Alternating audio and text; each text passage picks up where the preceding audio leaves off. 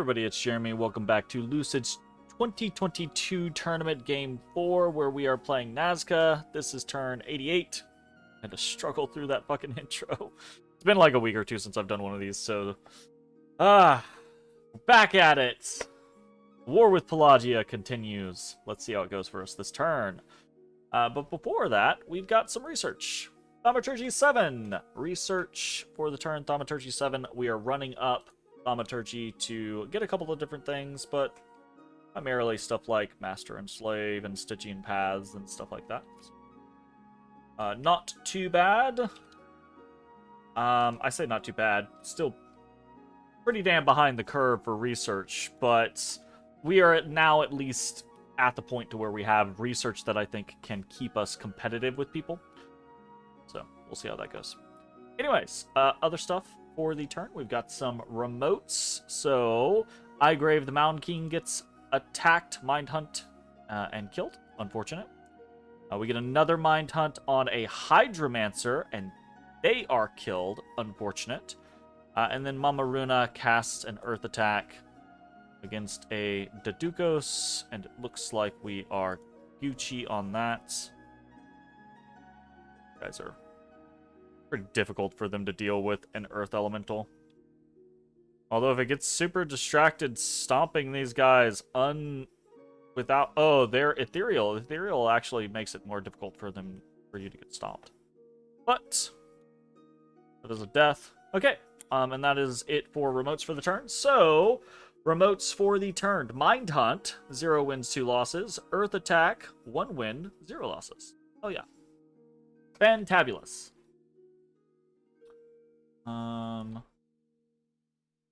What else do we got going on? We've got a bunch of battles. Let's just run through them, shall we? We got a Magic Phase, Arco versus Vanheim in Winna. He has an Astrologer here. Just an Astral 3 Astrologer.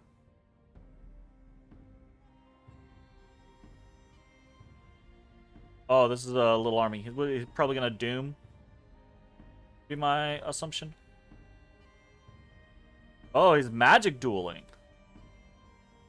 Okay. Magic duels.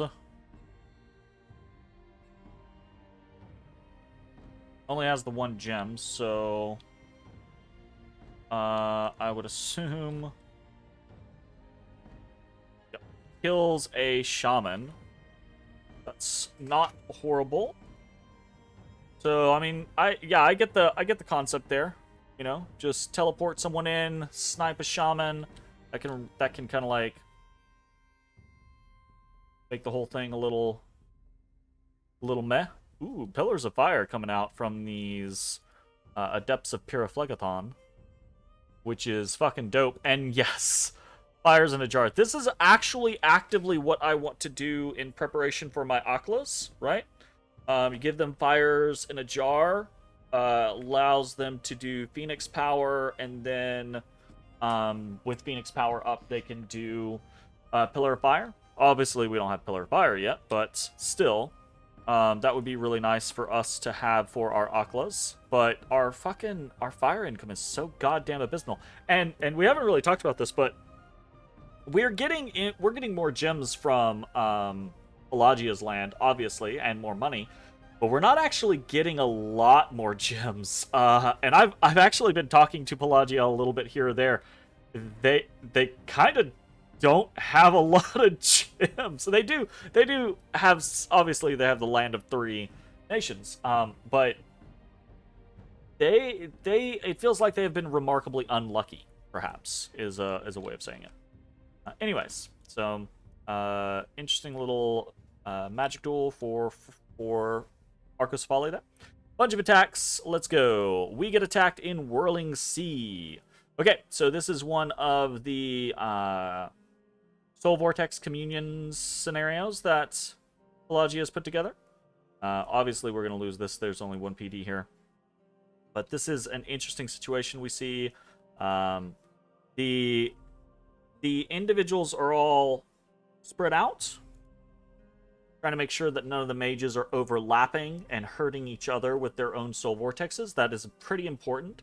Some of their bodyguards are overlapping, and that's why we'll occasionally see a person drop because of it. But this is a concern. This is something that we do have to watch out for, and is somewhat a counter to the rigor mortis situation. But we'll see how it goes. Fingers crossed. So we got Whirling Sea, and then we have Hippocampus's Fortune, which is much the same, right? A bunch of corpse constructs as chaff, but then minions utilizing Soul Vortex and little clusters of Knights of the Deep, etc., etc.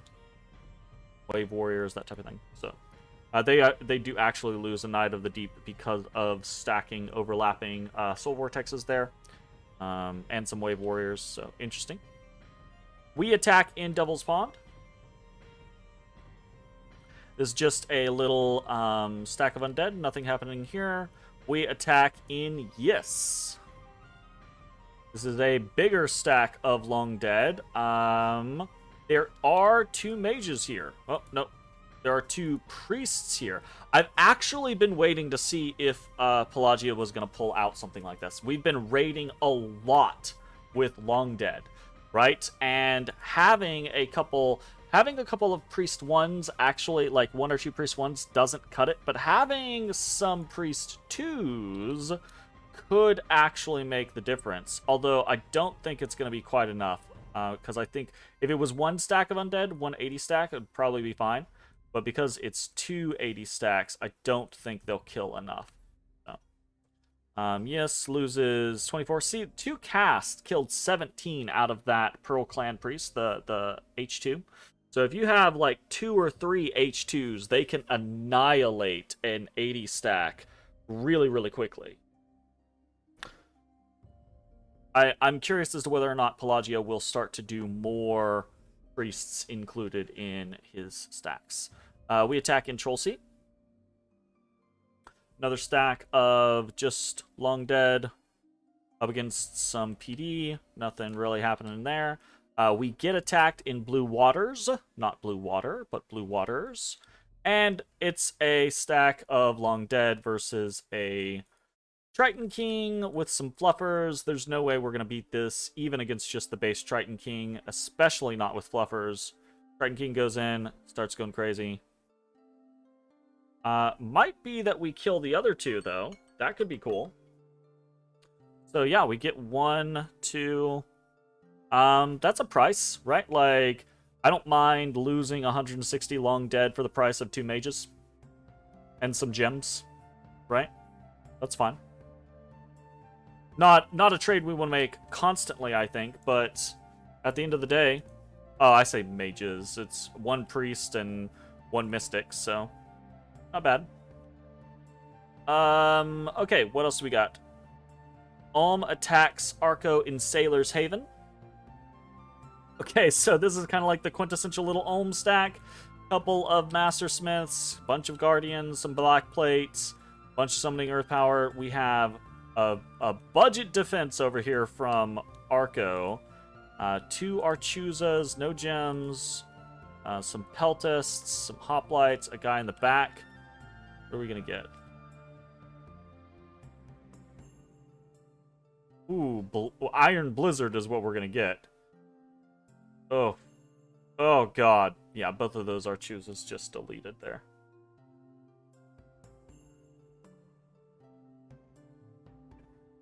Might not think the evocation spam from Ulm, but that's exactly what happened in this particular instance. That's pretty funny.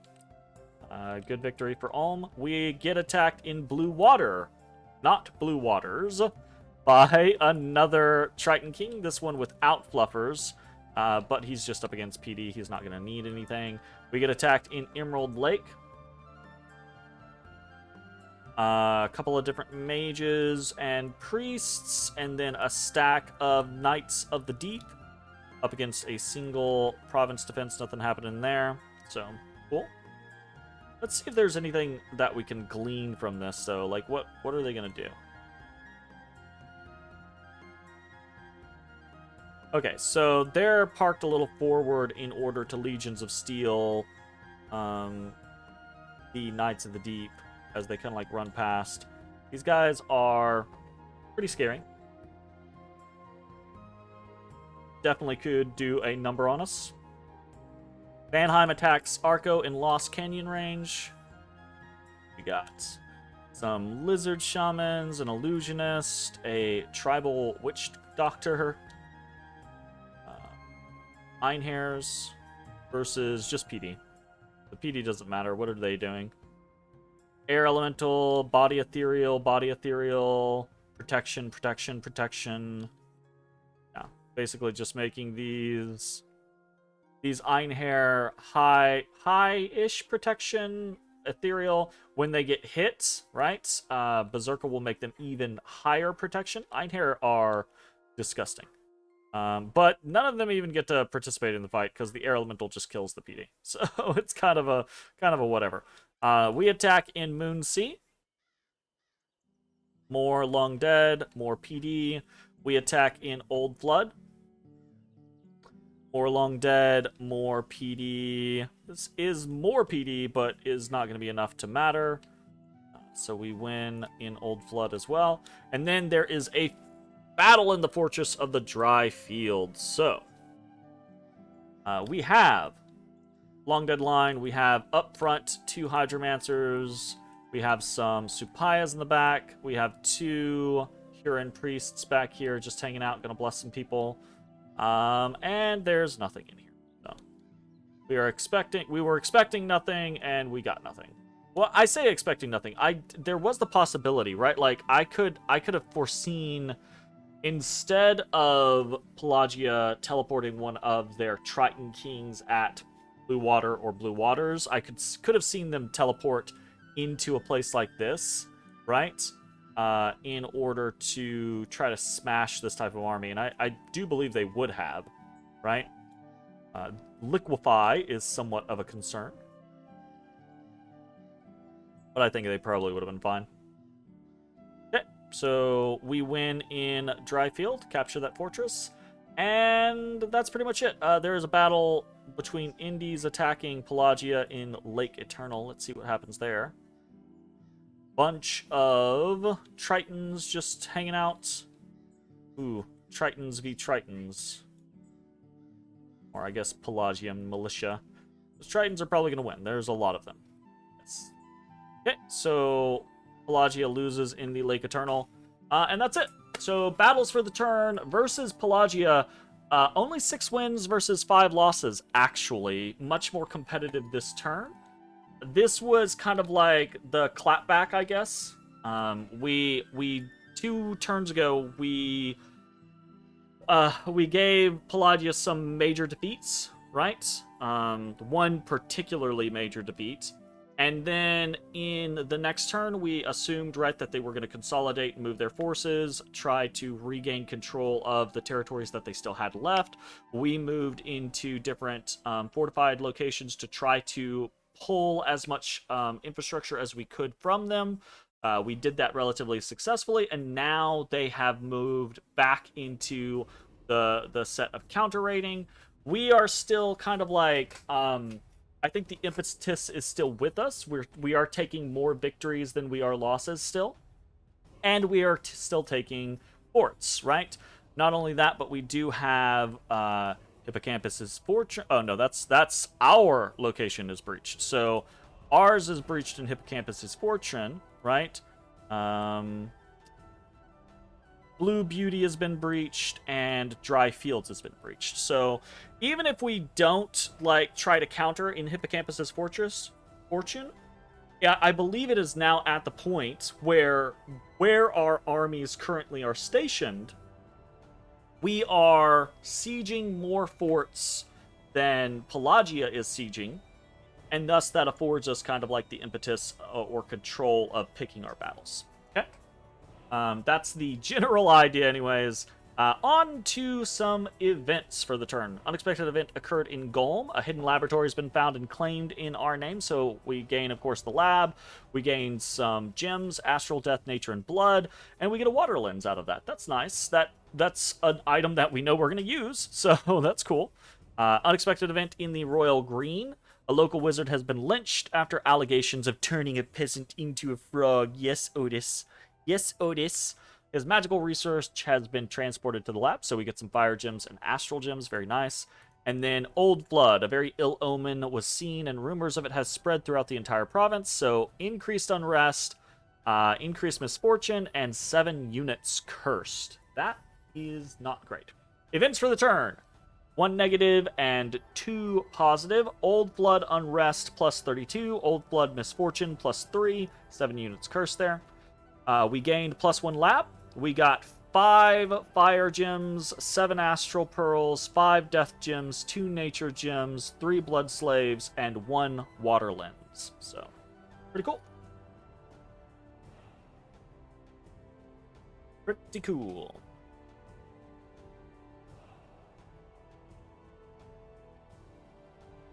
Notate that.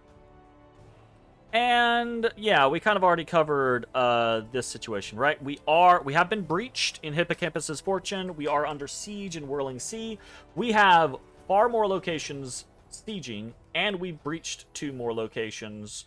So again, that impetus is kind of on us. What are we doing this turn? Let's actually. No. I think we're good to just jump right in. We have revived the Satrandith Ancient Master Training Grounds, right? Big ol' stack there, back up to training, trying to get everything fully healed, etc., etc., from our mishaps in Illadar and in Ermithia, where we forgot supplies. So that's going well. We are continuing to move Mound Kings and things like that to the front. We are trying to be more cautious with our death gems so that we can start to do other things with them, so that we're not just doing 15 amulets of the dead and revive kings every single turn.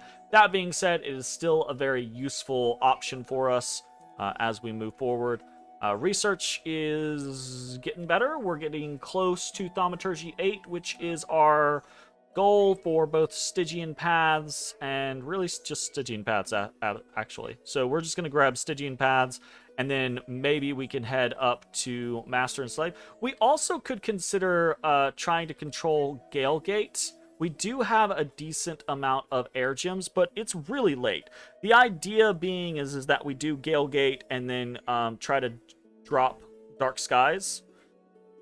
But it's super late for that type of situation. It is our Dominion is getting pushed, although we are making moves towards improving that. We're trying to get more preaching up, and we're gonna try to get some temples up in the lands that we have conquered from Pelagia.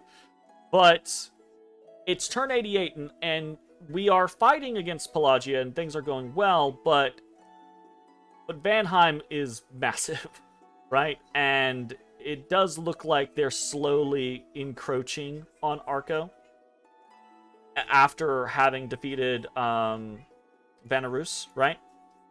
So now it's this situation of it feels as if I need a win condition, right? The win condition isn't just, oh, we're Nazca and it's late game. Because Vanheim is super fucking strong, too, as a late game nation. They have wonderful late game paths. They're an elven nation. They're a blood nation. And he's triple our size right now. That might change if we defeat Pelagia and actually gain all of their territory. But even then, we would only be comparable, and we would be comparable after the fact, right? Like size comparison after the fact. You got to keep in mind, it's not just, oh, you're the same size, it's a fair fight. No, because if he's been this size for 20 turns, then he gains 20 turns of the resources of being that much bigger than me, whereas I'm just now starting to get resources. So I'm trying to figure out what is our game-winning condition, right? Like, is it having 100 Supaya per turn? Because even then, I don't think that matters, right? It's probably going to have to be a global. Things like Nature's Bounty probably aren't on our list. Things like Arcane Nexus could be on our list, but only if we stopped putting Astral Pearls into things. And even then, it's a difficult scenario to kind of like move towards. We could try to do something like Vengeful Water, but so much of our water gems are being... So basically, I'm trying to like figure out what is our play, and the answers are kind of rough. So we'll see. In the meantime, we're gonna go up Thaumaturgy 8, and from there, I'm not 100% sure where we're gonna go. So let's talk about our moves for the turn. They're relatively simple, except for one main call, basically. We're moving on to Yis with our Sacred Lake stack. We are expecting to not really be contested here. This is a relatively big stack. It's got a lot of firepower in the mage core that we have. And there's not a lot in the area. So I think that Pelagia has basically made the decision that Yis is being sacrificed so that he can hold the Pelagian and Oceanian areas. So we're gonna kindly take that, right? Also moving on to Moonsea for that very same reason. He has a stack in Whirling Sea and in Hippocampus's Fortune. The one in Whirling Sea has not broken the fortification, so we're not going to worry about that this turn. In point of fact, we're actually going to threaten Green Sea by combining the Old Flood and the Tears of the Pantocrator scenario, because this is 160, probably not enough, but close to enough to crack Green Sea in a single turn, right? So would be better if we could crack it in a single turn, but we can't, so we're probably just gonna throw a bunch of Long Dead here and get them killed by a Triton King or something else. But that's a Triton King that's not being used elsewhere, right? That's the play, is basically continue to threaten with Triton Kings not going anywhere. We are moving a fair number of forces into Hand of Comper to threaten the southern Pelagian territories. And then we have Dry Fields and Blue Beauty this turn that are both cracked, and we're going to storm the castle in both of these locations. However, you can see arrows going into Hippocampus's Fortune. We're not going to go into Dry Fields with everything. There is the concern of the Wind of Deathcaster, the Lich that he has. So that is a concern. We might get hit in Dry Fields with that. Most of what we are keeping here are all of our land-required units. Things like Queens of Clouds, etc., etc. And things that we just don't have enough Rings of Underwater Breathing to take underwater. All the rest of them, we are trying to combine into a force on Hippocampus's Fortune. This is what I will probably say is the first kind of risky move that I'm making, or feel like I'm making in this. I mean, I've lost 100 Supaya, so it's not the first big loss that we've taken. I mean, it's not a big loss yet, but it's a risk of a big loss, right? As I said earlier, we have kind of like the impetus. We're cracking more forts than Pelagia is. We are hitting more territory than Pelagia is. We don't have to pick a big fight if we want to beat Pelagia. But that's not what we're trying to... That's not who we're really trying to beat. We're trying to beat Vanheim in a race of us eating Pelagia versus them eating Arcocephale. And you can see that race is starting to decrease. There's more and more locations that are flipping to the red flag. This is significantly less teal than there was last turn. So that is a concern. We could continue this battle, I think, with this war with Pelagia for the next 10 turns at a slow, measured pace, and I think we would wear them down. Earth attacks, Ghost Riders, sacrificing Long Dead, taking fights here or there where they don't have enough armies close by, and we just pick off infrastructure, and we lose infrastructure here or there, and that's fine, right? But we basically we do it at a quicker rate than they can. For example, we could send this stuff down into Stormy Deep and probably one turn crack that and then reinforce from Blue Beauty if we needed to. And this army in Hippocampus's Fortune would take Hippocampus, sure. But then they, what? Okay, you want to move on to Sea of Colossus? Okay, we'll move on to Pelagia, right? The issue with that is that that is a safer, more cautious concept, but that does elongate the war. If we attack in Hippocampus's Fortune and we lose, we're not necessarily elongating the war that much more than we already would, depending on the amount of casualties we inflict versus the amount of casualties we take. But if we attack in Hippocampus's Fortune and we win, that basically breaks the Oceania territory. Well, I say the Oceania territory. One of the two stacks in the Oceania territory. And it means that we can probably break the other stack. So we just start taking all of this territory. There is still stuff in Pelagia, in the Pelagian area, but I think it's the smallest of the stacks so far. And it's the one that we can't see, so it's difficult to kind of like estimate what's going on there. Meaning, this is a risk that I'm willing to take. Because, again, if we do this slow, we're gonna lose to Vanheim anyways. If we lose this battle to Pelagia, depending on the loss ratio, it's not really any worse than just doing the war slow, because we're still gonna have plenty of stacks doing plenty of things in other locations, right?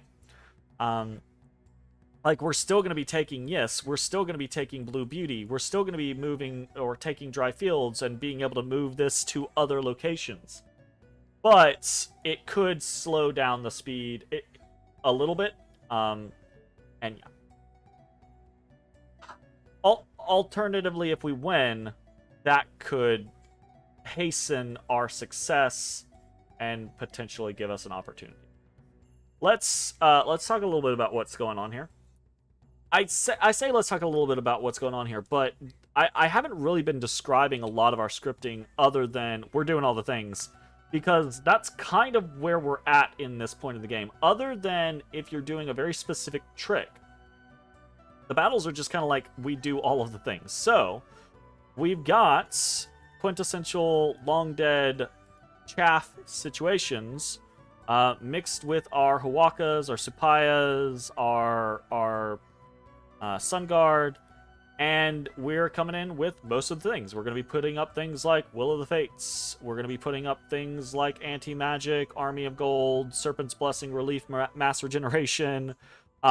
The important thing here is that we're going to try to do a compounded fatigue play. This may or may not work depending on a lot of different factors. But we are going to do Frostfend, and then we're going to do Grip of Winter, right? I don't know if there are any issues with Grip of Winter underwater. I didn't really look into it that much, but it seemed fine. And we're going to do Rigor Mortis, right? We've already had success with Rigor Mortis in the past against Pelagia, but Pelagia, I do think the armies at Hippocampus Fortune and Whirling Sea are specifically designed to try to deal with Rigor Mortis, right? So they're going to have those communions with soul vortexes to keep their mages going, and then they're probably going to have things like relief, mass regeneration, all of those different things. We are going to have those things too, sans the soul vortex stuff, but we also are bringing undead to the mix, right? Actual undead casters, those types of things. And the hope is that the addition of Grip of Winter is going to fatigue out certain units faster, right? And that with what we have going on, right, the mages that he has aren't going to fatigue out because of the Soul Vortex, right? But Soul Vortex doesn't draw life from undead units. So it'll work on my Huakas, it'll work on my Sun Guard, but it's not going to work against Supayas. It's not going to work against Long Dead. So if we flood the field with undead, fatigue out his bodyguard units, right? They are taking a damage from the Soul Vortexes. We've already seen them take a little bit of damage from the Soul Vortexes, and some of them die. So they take damage from the Soul Vortexes and are whittled down by our Long Dead. And then we start killing mages because the mages then can't regenerate or pull health from the bodyguards because they don't have any bodyguards anymore. And they're not going to pull health from the undead. So that's kind of the idea. The problem with this is we don't have a lot of firepower that's coming in here that is dead. We only have like 2 or 3 undead mages. And we don't have a lot of evocations, nor do we have a lot of elementals coming into this. Versus Hippocampus Fortune has 14 mystics, 9 pearl mages, 3 amber clan mages. They've got a fair amount in here. So there's very much a possibility that they... I mean, we can just jump into the battle. There's very much the possibility that they have a lot of gems prepared for this. Let's see who their masters are.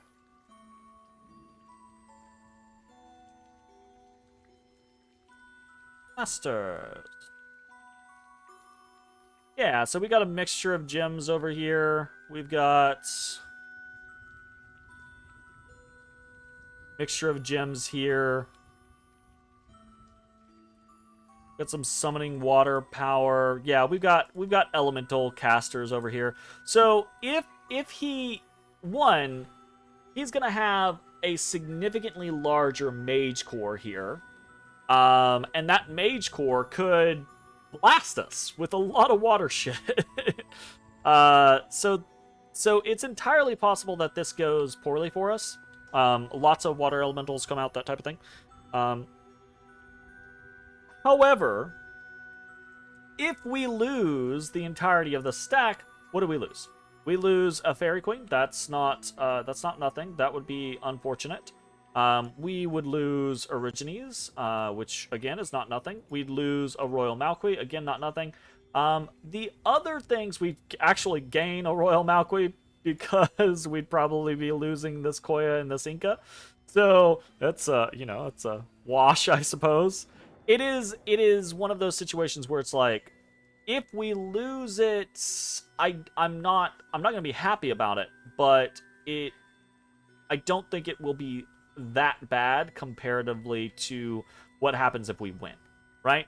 Or even if we don't win, if we are able to inflict some pretty serious losses, then that also could be a pretty big deal for us, right? Like, if we lose everything that we throw into Hippocampus's Fortune, but we take out half of it, that might actually still be worthwhile because it's going to make the next fight against it significantly easier, and Pelagia is not going to have a super easy time replenishing all of its losses. So, we got that going on. That's the general kind of like game plan. Things are starting to feel tight in this race against Vanheim, so we are going to do a couple... We're going to start being a little risky with the attacks that we have, so fingers crossed. What else are we doing this turn? Recruitment for the turn to the capital. We are doing 1 Apu, 1 Akla, 1 Lizardman, 1 Royal Malqui, 2 Dinyashi, and 5 Sun Guard. So, like I said previously, we are at that point to where basically every chance we can get, we want to try to get a Royal Malqui. I'm trying to start getting to where I can do Hawaka headdresses with them consistently. But unfortunately, again, our fire income is just so trash, and we're still really trying to push our our research speed up to that 18 or 2000 mark, right? So that we can try to be close to finishing things by turn 100. So it is very, very difficult. I am astonished by the fucking lack of fire gems that we have in this game. It is honestly, it's a problem. It is actually an issue. It is causing us to not be able to accomplish things that I would like to accomplish. Like, I would love to have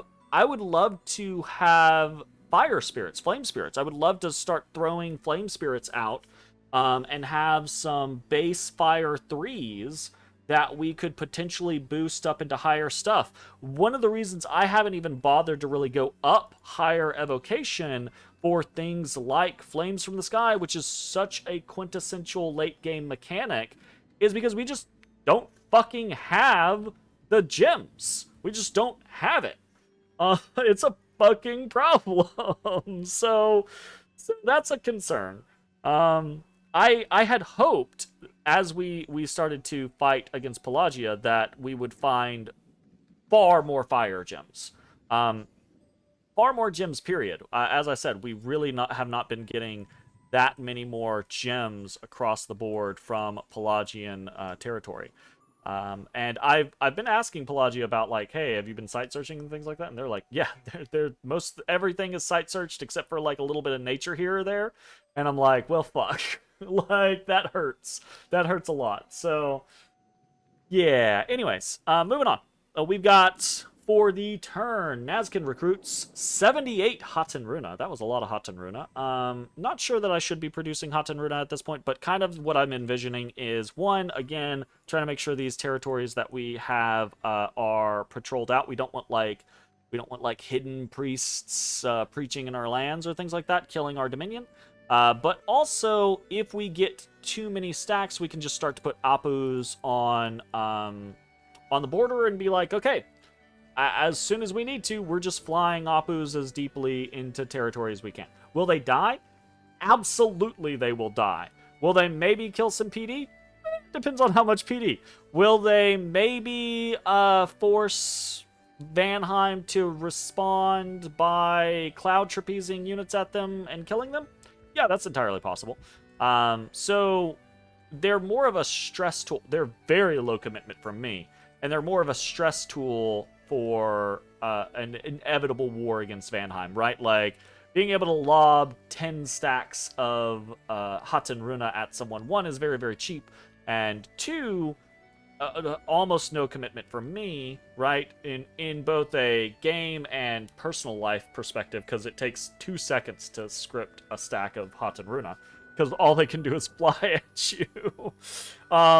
And it does require, like, someone who's defending against that, it does require them to go, oh, well, I need to put some sort of counter in this province and that province and that province, or I need to cloud trapeze this unit and that unit and teleport this unit and rinse repeat. You know what I'm saying. Anyways, so there's that. Sorry, got distracted with the Nazcan recruits, or the Haten Runa. Nazcan recruits 78 Haten Runa, 306 long dead warriors. Mwah, love it. 16 recalled Supaya, 2 summoned Supayas for another 14 Supaya, and 1 summoned Huaka for 7 more Huakas. I am unsure whether or not I should continue to focus on it. I want more Royal Malquis so that we can naturally progress our Supaya production. Also because I want more Royal Malquis so we can teleport Royal Malquis around in battles, and because they're really good. I'm not sure I should be spending as much as I am on the Huakas and the Supayas every turn, rather than turning those into potential win conditions. Part of the issue, though, is I'm just not sure what a fucking potential win condition is. Something like Arcane Nexus, potentially, right? And the only reason I haven't pulled back on doing... Only 2 reasons I haven't pulled back on doing things like Huakas and Supayas is, one, because of the Ultimate Gateway, because we get such a big discount on them.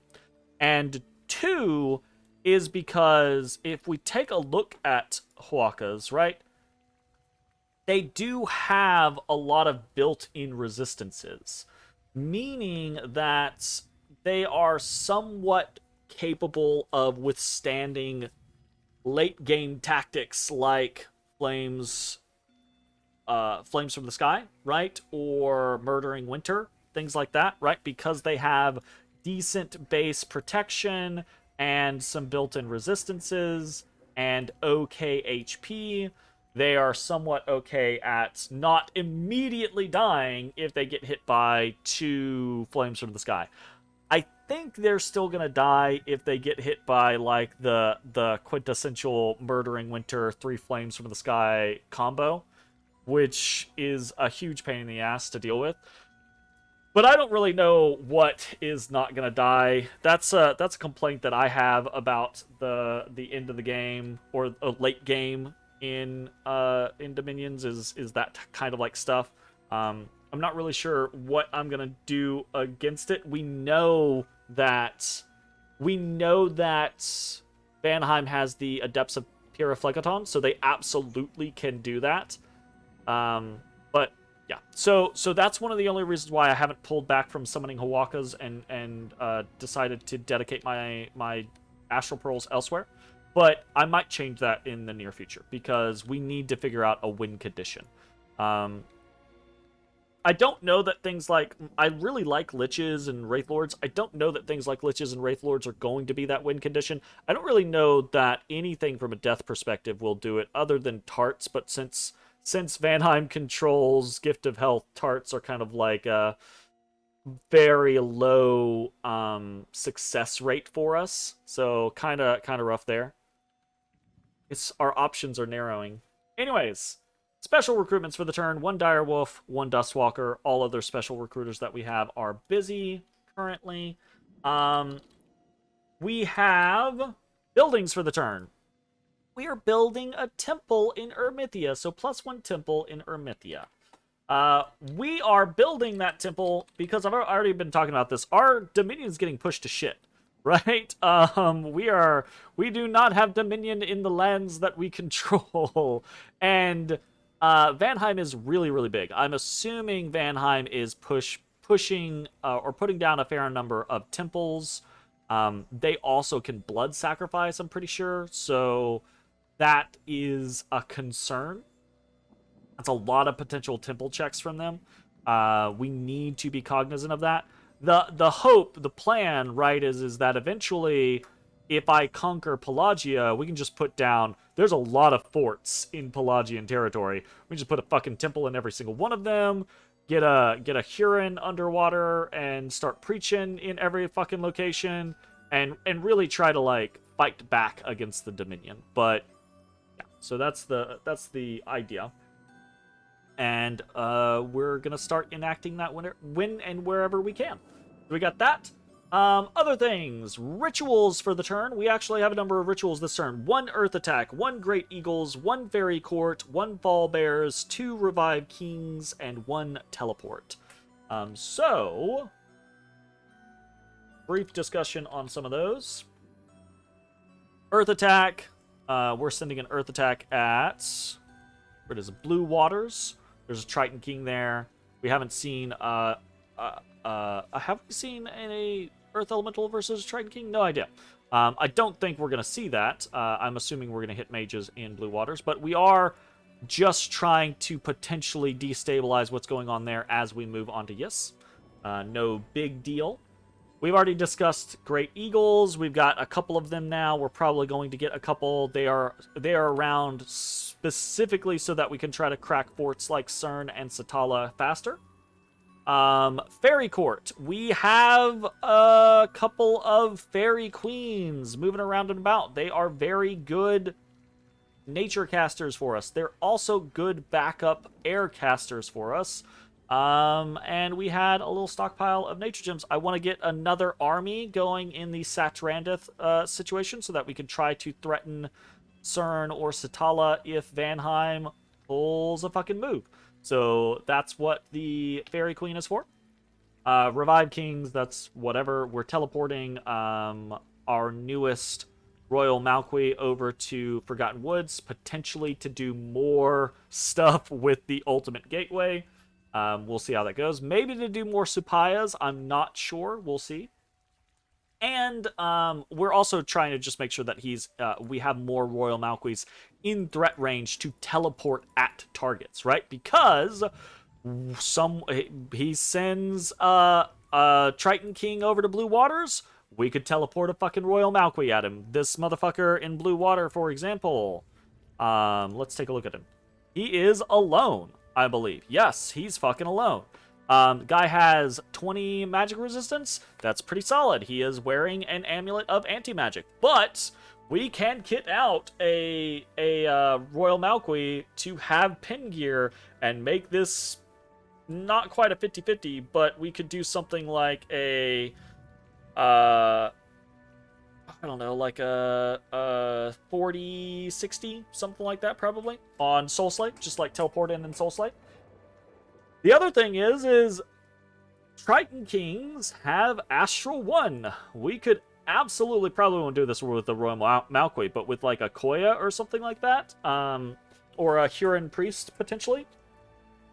Huron Priest less likely because they come in at low Astral.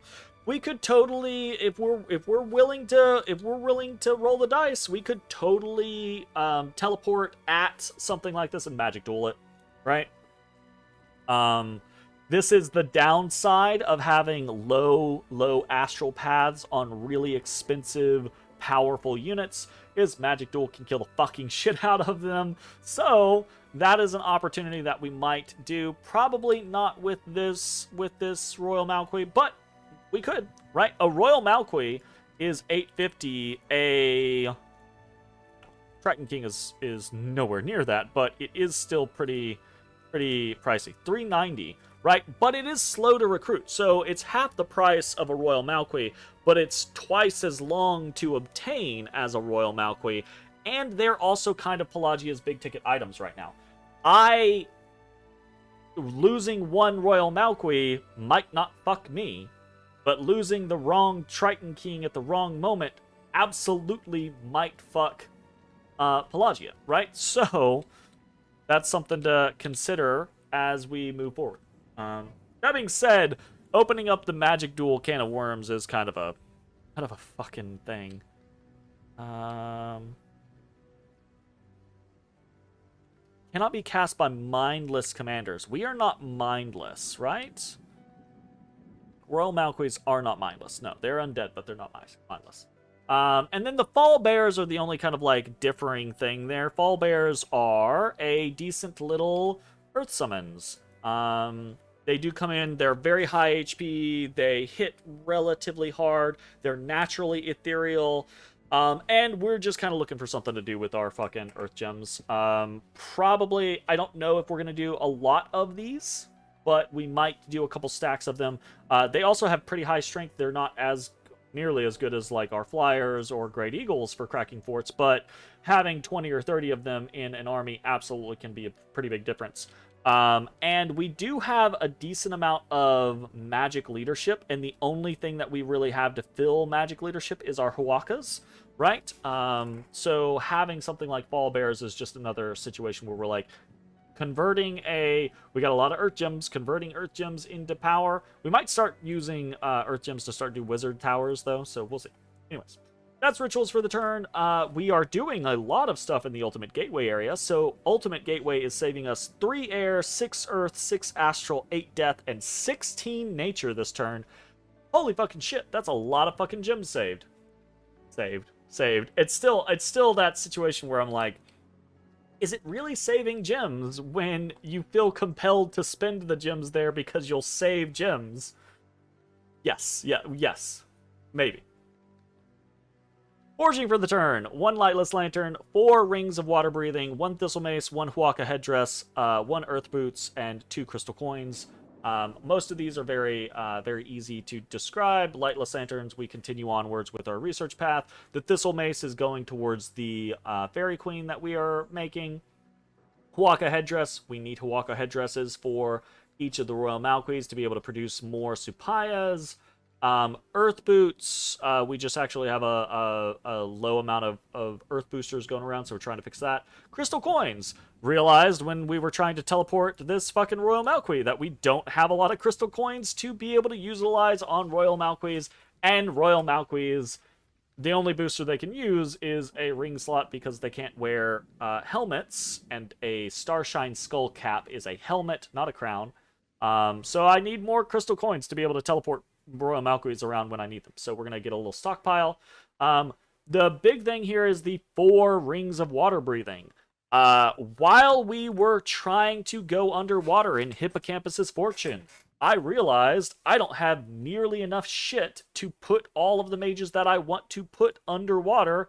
I wanted to send in a little communion with these shamans, but was unable to do so because we didn't have enough rings of water breathing. I also wanted to send in more Huron priests, so we're going to try to ramp up our production of rings of water breathing so that we can.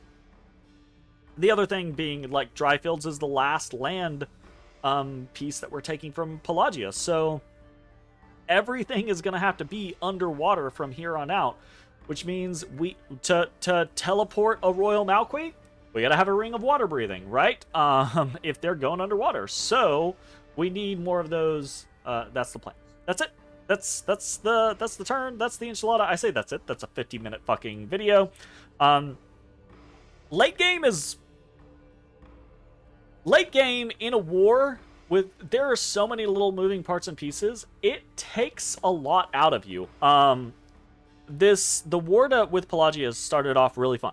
I've had a lot of fun actually getting back into a conflict with someone. We had a long time of peace after the Ashdod events, and then after gearing up towards going to fight Vanheim, and then Ulm rushing instead, and then all of that falling apart. Right? It is fun to actually be back in a war, and it's fun to be in a war when you're winning for the most part, or when you've had some good victories in the war. So that's really enjoyable. But it is taking a lot of time to go through the turns, and there is this massive looming pressure of Vanheim. Currently, Ulm and Vanheim are still working together against Arco.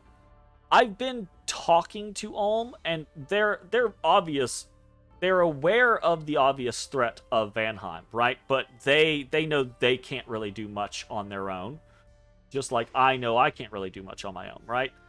So they are trying to eat as much as they can from Arco in order to facilitate fighting against Van, while I am eating as much as I can of Pelagia in order to facilitate fighting against Van. I think it's fair that, or I think it's likely that our goals align in the idea that if I defeat Pelagia and Van and Ulm defeat Arco in roughly the same time frame, Ulm and I will likely attack Van together and see how it goes. I think we're likely destined for defeat in that situation, but we'll see. I would imagine after having played this whole game with Ulm, and after the last throne rush that they attempted, I would expect that if things started to turn in our favor and we started to win against Vanheim, I would expect Ulm to try to sneak in a win. So there is that consideration. But at the same time, I'm Nazca, right? So I have really high map move, decent ability to move around in the magic phase, and I can crack forts really, really fucking fast with lots of aerial units and massive piles of undead chaff. I just don't know that it's gonna matter. I don't know that we will get to the point versus Van where we even have an opportunity to really do that, because I think at this point in the game, I don't think Van's playing with anyone, right? But I do think that Van is very much out ahead of the pack. And we're going to have to get really, really lucky in order to deal with them. I'm going to have to come up. We talked about this at the beginning of the map section, right? Of the what are we doing section. I've got to come up with like a win condition. And I'm not sure what it is. We'll see how it goes. Anyways, that's going to be the end of the turn. Thanks for watching. Bye-bye, everybody. Hey everybody, thanks for watching. If you enjoyed the video, consider leaving a like, commenting, or subscribing. It really helps me out. If you'd like to see me live, head over to my Twitch at twitch.tv/thedistanthorizon.